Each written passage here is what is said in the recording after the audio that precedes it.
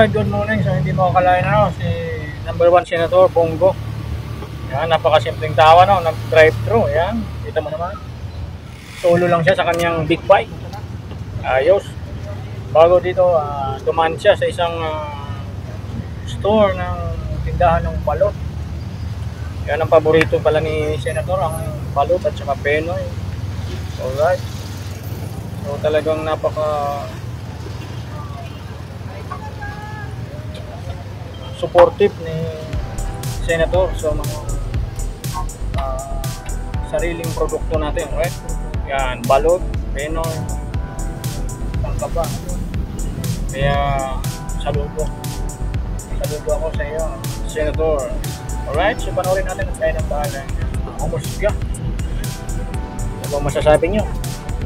May kilala ba kayong ganyan na naglalakad-lakad lang mag-isa at kumakain ng balot, penoy sa tabing kalsada? Alright, mabuhay kayo, Senator Bongo, number 1.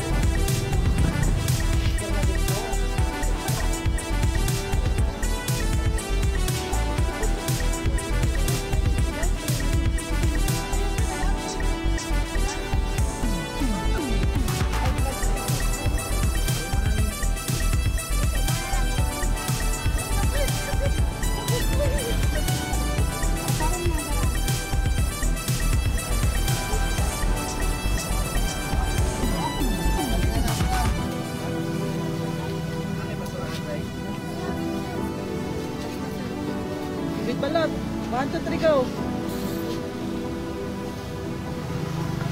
Okay, hot drive.